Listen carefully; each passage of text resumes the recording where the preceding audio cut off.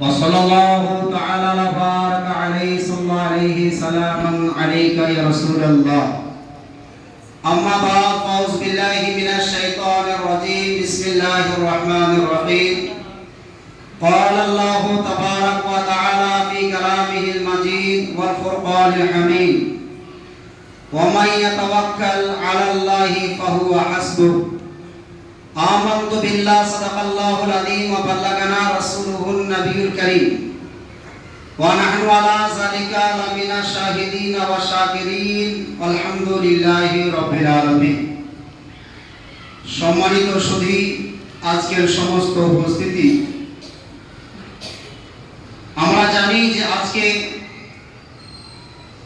এই বান্দকালা বড় জুম্মা মসজিদে প্রতি বছরের ন্যায় এই বছরও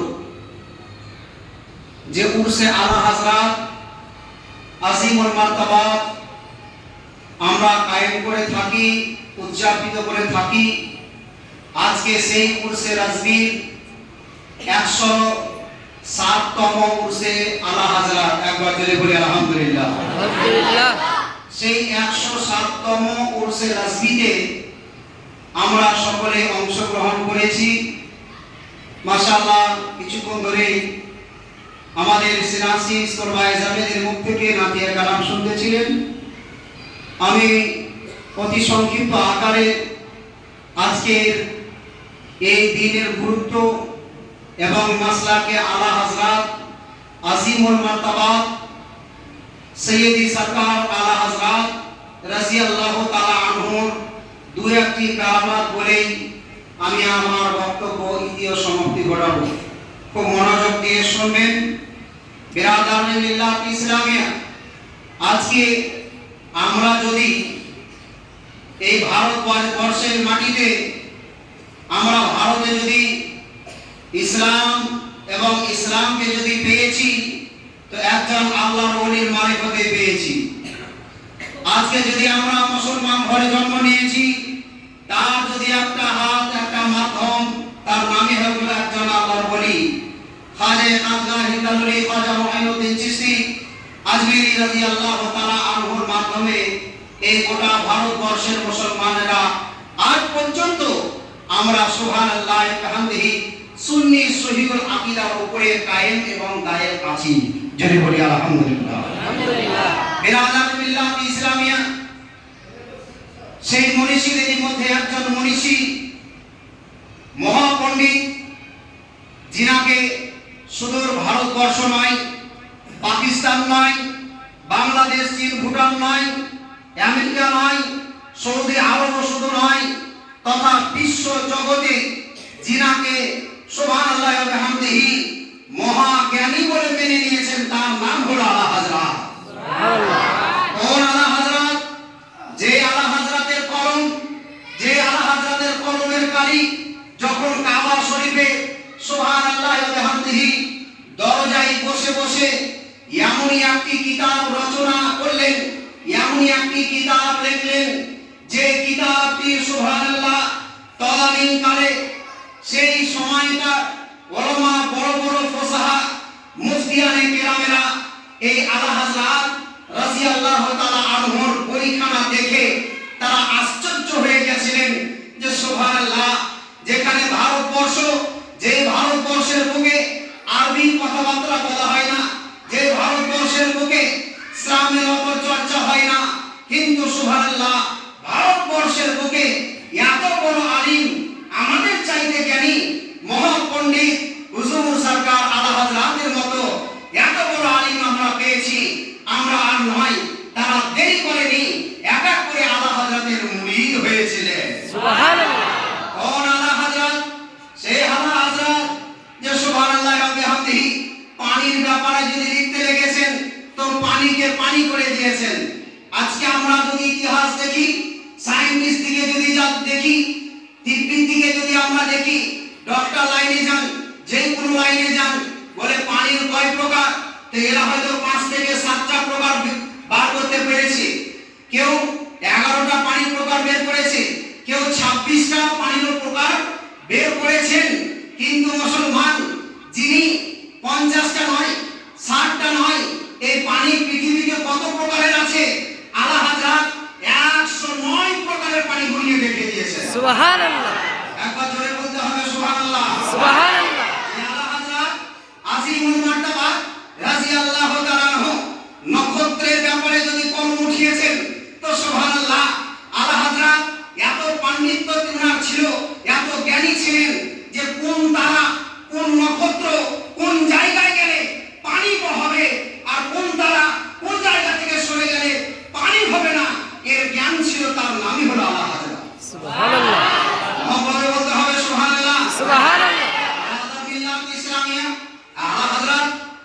দিনে সুবহানাল্লাহ আমরা তো মুসলিমে বামখালাই আশিকানে রাসূল আমরা বসে আছি।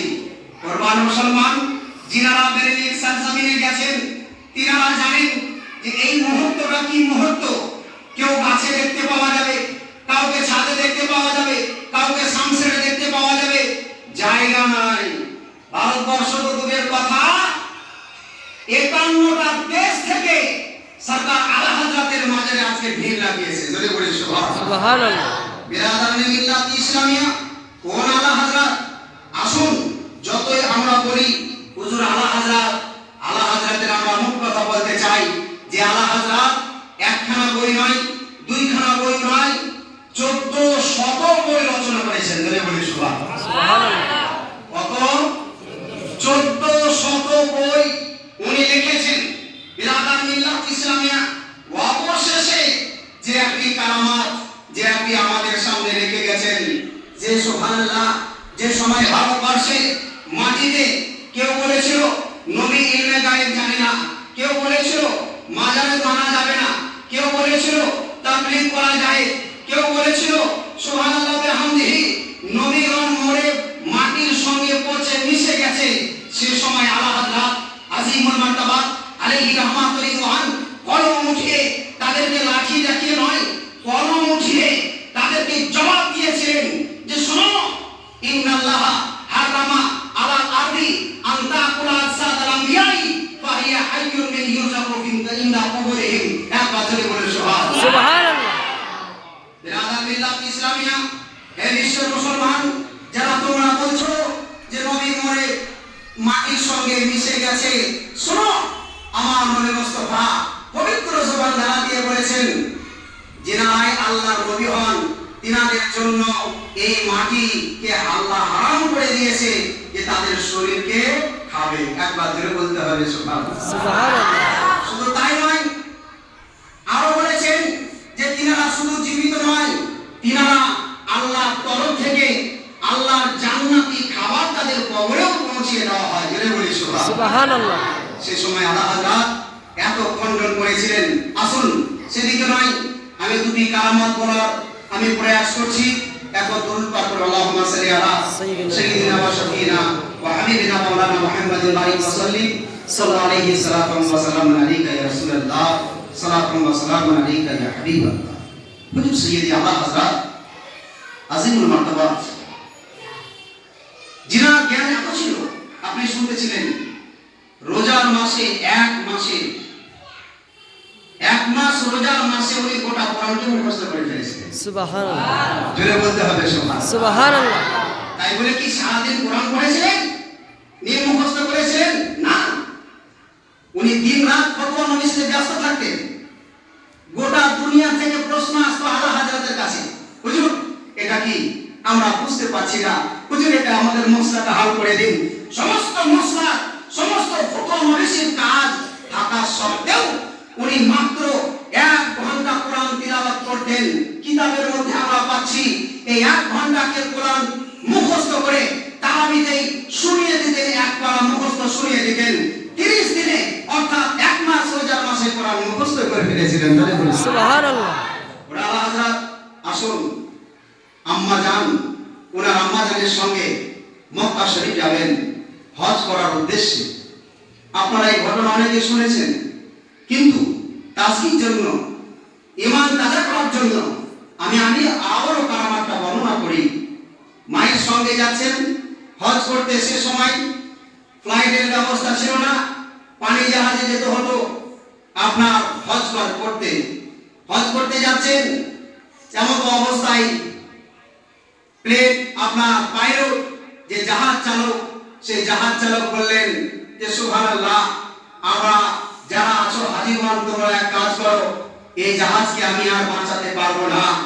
তোমরা যে কাফন নিজের কাছে কাফনগুলো আছে, তোমরা কাফনগুলো পরে নাও। কাজেই এই আমি চারিদিক দেখলাম, এই জাহাজকে আমরা কোনো মতে আর আটকাতে পারবো না, এই জাহাজ ডুবে যাবে। এই এলান করতে আছে, ক্যাপ্টেন নিজে এলান করতে আছে। সুবহানাল্লাহ বিহামদিহি। বলুন, যদি আমরা কোনো বাসে চাপি আর বাসের খালাসি যদি বলে, ড্রাইভার যদি বলে যে বাপ তোমরা সাবধান হয়ে যাও, হ্যাঁ ইতিমধ্যে এই বাস ব্রেক ফেল আজকে আমরা কোনো মতেই বাঁচাতে পারবো না। বলেন আমাদের অবস্থাটা কি হবে? আল্লাহু আকবার কাবীরা। গোটা জাহাজের মানুষ বিচলিত হয়ে গেলেন, টেনশনে পড়ে গেলেন, চিন্তায় চিন্তিত হলেন। আমরা হায় হায় কি করব? এবার তো আমাদের উপায় নেই, আমাদেরকে ইন্তেকাল করতেই হবে, মরতেই হবে। আমাদের নসিবে মক্কা মদিনার জন্য না ধরে বলি আল্লাহু আকবার। বিরাদানান লিল্লাহি ইসলামিয়া। এবারে সবাই মানুষ যখন হট্টগোল করতে লাগলেন, সবাই কাফন পরিধান করতে আরম্ভ করলেন, তো হুজুর আলা হযরত রাদিয়াল্লাহু তাআলা আনহুর আম্মা জান এসে আলা হযরতকে বলছেন, বেটা তুমি এখনো বসে আছো, তুমি এখনো কাফন করোনি, তুমি এখনো কাফনের ব্যবস্থা করোনি? আল্লাহু আকবার কাবীরা। আমার আলা হযরত বই বাড়ি থেকে নিয়ে গেছিলেন, ওই বাড়ি থেকে বই নিয়ে যাওয়া হলো, বইগুলো জাহাজের উপরে পড়তে ব্যস্ত আছেন। সুবহানাল্লাহ। মাশাআল্লাহ কি বলতে সুবহানাল্লাহ সুবহানাল্লাহ। আমার আম্মা জান বলছেন, বেটা আর বই পড়তে হবে না, কাফন করে নাও। সুবহানাল্লাহি ওয়া বিহামদিহি। বিরাদার আলা হযরত আজিমুল মারতাবা কি বলেছিলেন? সুবহানাল্লাহ বললেন, আম্মা জান শুনো, আমি কোনো মতে এই বই পড়া বন্ধ করব না। আমি যে অবস্থাতে ছিলাম সেই অবস্থাতে থাকবো, অর্থাৎ আমি বই মুতালা করব। তার কারণ হলো আমি প্লেনে এই আপনার জাহাজে ওঠার আগে আমি দোয়া পড়ে নিয়েছি, যে দোয়া আমার রাসূলুল্লাহ সাল্লাল্লাহু তাআলা আলাইহি ওয়াসাল্লাম সফর যাত্রার সময় পড়ার জন্য আদেশ দিয়েছেন। আম্মা জান এই দোয়া পড়ে আমি জাহাজে চেপেছি, এই জাহাজ অতএব কোনো মতেই ডুবতে পারে না, এটা আমি গ্যারান্টি দিলাম। জোরে বলি সুবহানাল্লাহ। বলেন এই জাহাজ কোনো মতেই ডুবতে পারে না। তখন আলা হযরতের আম্মা জান বলছেন, বেটা এত কনফিডেন্সের সাথে কিভাবে বলছো? আরে আল্লাহ কাদের মুতলাক, এই জাহাজ তো ডুবে যেতেও পারে, তুমি এত শক্তির সহিত এত হিম্মত করে কি করে বলতে পারছো? আলা হযরত বললেন, সুবহানাল্লাহ আম্মা জান, আমি কোরআনে পড়েছি যখন তোমরা বাড়ি থেকে বের হবে তো সফরে তোমরা দোয়া পাঠ করে নেবে, সুবহানাল্লাযী সাখখারানা হাযা ওয়া মা কুননা লাহু মুকরিনা ইলা রাব্বিনা মুনকালিবুন। এই দোয়াটি কোরআনের পাঠ করে নিয়ে এক আল্লাহর উপরে যদি দৃঢ় বিশ্বাস থাকে তাহলে ওই জাহাজ কোনোদিন ডুবতে পারে না। জোরে বলুন। আল্লাহ হযরত বললেন, আম্মা জান আসমান জমিন হতে পারে, জমিন আসমান হতে পারে, পাহাড় পানিতে পরিণত হতে পারে, আর পানি পাহাড়ে পরিণত হতে পারে, কিন্তু আমার রাসূল সাল্লাল্লাহু তাআলা আলাইহি ওয়াসাল্লাম কোনদিন কথা ভুল হতে পারে না। আরে আম্মা জান আমি কিন্তু করব না। আল্লাহু আকবার কাবীরা। বিরাদার ইতিহাস সাক্ষী আছে ওই জাহাজ ডুবেনি ডুবেনি ডুবেনি। সেই সময় আল্লাহ হযরত একটি নাক এবং মানকাবাত লিখে দিয়েছিলেন, একটি জবানে নয়, চারটি জবানে। জোরে বলি সুবহানাল্লাহ সুবহানাল্লাহ। লাম ইয়াতি নাযীরু কাফি নাযারিন মিসলে তু নশরু পায়দা জানা আল বাহরু ওয়ালা ওয়াল মাউজু তাবা মান বিকাসতু ফা হুশুরুহা। আল্লাহু আকবার। আল্লাহ হযরত সাবিত করে দিয়েছেন, আল্লাহ কোরআনে এই জন্য 28 পারা সূরার নাম সূরা আত-তালাক, আয়াত নম্বর 65। এই আয়াতে আল্লাহ পাক বলেছেন, ওয়া মান ইয়াতাওয়াক্কাল আলাল্লাহি ফাহুয়া হাসবুহু। যে কোনো মানুষ যখন আমি আল্লাহর উপরে রাসূলের উপরে ভরসা করে নেয় তখন তার জন্য আল্লাহ এবং আল্লাহর রাসূলই কাফি হয়ে যায়। যদি বলি সুবহানাল্লাহ। বিরাদার কোন হযরত সে আলা হযরত আরেকটি রিওয়ায়াতে পাওয়া যায়, বর্ণনায় পাওয়া যায়, একবার ওনার চোখের অসুবিধা হয়ে গেল। আলা হযরত ট্রিটমেন্টের জন্য ডাক্তারের কাছে গেলেন। ডাক্তার মশাইরা পরামর্শ দিয়ে বললেন, হুজুর বেয়াদবি মাফ করবেন, আপনাকে মারাত্মক একটা অসুখ হয়ে গেছে। খুব মনোযোগ দিয়ে শুনবেন, আলা হযরতের কারামাত বর্ণনা করছি। হুজুরকে বললেন, ডাক্তার মশাইগণ, যে আপনাকে একটা মারাত্মক অসুখ হয়ে গেছে, চোখের অসুখ। এই চোখের অসুখটা সুবহানাল্লাহ আমাদের ঔষধের মাধ্যমে যাবে না, আপনার এই চোখের ঔষধটা অপারেশন করতে হবে। যেমনই কথাটি বলা, আলা হযরত আজিমুল মারতাবা রাদিয়াল্লাহু তাআলা আনহু বললেন, হে ডাক্তার মশাইরা, আপনাদের কাছে একটি বেয়াদবি না হলে একটা কথা রাখতে পারি। বলে বলুন। বলে শুনুন, আপনারা যে আমার ব্যাপারে রিসার্চ করেছেন, চোখের রিপোর্টটা দেখে আপনারা যে ফয়সালা নিয়েছেন যে আমার চোখের মনিত অসুখ হয়েছে, আমি আলা হযরত বললাম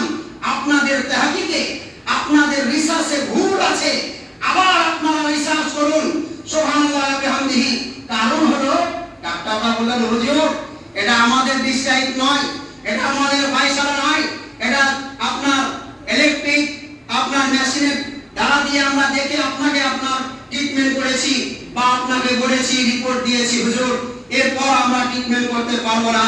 আল্লাহ হযরত বলেন শোনো, আল্লাহ রাসূল সাল্লাল্লাহু তাআলা আলাইহি সাল্লাম হাদিস শরীফের মধ্যে বলেছেন যে কোন ব্যক্তি কোন যদি কেউ অসুখে আক্রান্ত হয়ে থাকে, ধরেন আপনাকে কেউ হয়তো কাউকে ধরেন এমন একটা অসুখ হয়ে আছে, আমি আপনাকে দেখতে গেলাম, আর দেখতে গিয়ে অনেক সময় কি বলে, আরে এই মানুষের কাছাকাছি যেও না, তোমাকে অসুখ হয়ে যাবে, বলে না? যেমন কিছু মানুষের টিবি হয়, টিবি অসুখ বলে ওর কাছে যেও না, শ্বাস প্রশ্বাস যদি তোমার বারবার শরীরে আসে তাহলে তোমাকে টিবি হয়ে যেতে পারে, কাজে এই মানুষ থেকে তোমরা দূরে যাও। হুজুর আলা হযরত আজিমুল মারতাবা আলাইহি রাহমাতুল রিদওয়ান বলেছেন শোনো, আমি রাসূলের একটি হাদিস পড়েছি যে যখন তোমরা কোন মারিজের কাছে যাবে, অসুস্থ ব্যক্তির কাছে যাবে, তো তোমরা দোয়া পড়ে নেবে, আল্লাহুম্মা আফিনি ওয়া মান আফাইতানি, এই দোয়াটি পাঠ করে নেবে, হে আল্লাহ আপনি এই ব্যক্তি যে অসুখে ভুক্তভোগী, এই অসুখ থেকে আপনি আমাকে নিরাপদে রাখুন। জোরে বলেন সুবহানাল্লাহ। সুবহানাল্লাহ। এই দোয়াটি পাঠ করবেন। বলে ডাক্তার মশাই, আমি আজ পর্যন্ত কাউকে যখনই দেখতে গেছি, যে অসুস্থ ব্যক্তির কাছে দেখতে গেছি, যাওয়ার পূর্বে আমি তিনবার করে আল্লাহর নবীর এই বলে দেওয়া দোয়াটি পাঠ করেছি। তাহলে আমার বিশ্বাস এতটাই আছে রাসূলের প্রতি যে ও সেই অসুখটা আমাকে কোনোদিন ধরতে পারে না। সুবহানাল্লাহ। মাশাআল্লাহ বল দিজিয়ে সুবহানাল্লাহ। সুবহানাল্লাহ। তাহলে বিশ্বাস কতদূর ছিল? আলা হযরতের ইতিমাদ কত ছিল, কনফিডেন্স কত ছিল আল্লাহর প্রতি, ভরসা কত ছিল নবীর প্রতি, যে নবী এই কথাটা বলে দিয়েছেন, আমি ওই রাস্তাতে চলেওছি, তারপরেও যদি আপনাকে কেউ বলে যে এটা আক্রান্ত হয়েছে, তাহলে এটা কোনোদিন মেনে নেওয়া যাবে না। বিরাদার, আমি বক্তব্য বাড়াচ্ছি না, কারণ আমাদের এই মাদ্রাসার এই শিক্ষক হযরতুল আল্লাহ মাওলানা আইনুল বারী সাহেব উনি 5 মিনিটের জন্য বক্তব্য রাখবেন। আমি শেষ কথা বলে এই বলি, আল্লাহ কি সরতা ওয়া কদম শান है ये, আল্লাহর নবী মুস্তাফার ব্যাপারে আলা হযরত বলছেন, আল্লাহ কি সরতা ওয়া কদম शान है ये, इंसान नहीं इंसान वो इंसान है ये, और कुरान तो बताता है ईमान इन्हें, और ईमान कहता है मेरी जान है ये, ईमान कहता है मेरी जान है ये। वादी रिजा की कोहे हिमालय रजा का है, वादी रजा की कोहे हिमालय रजा का है, और जिस समत देखिए वो इलाका रजा का है। अस्सलाम वालेकुम।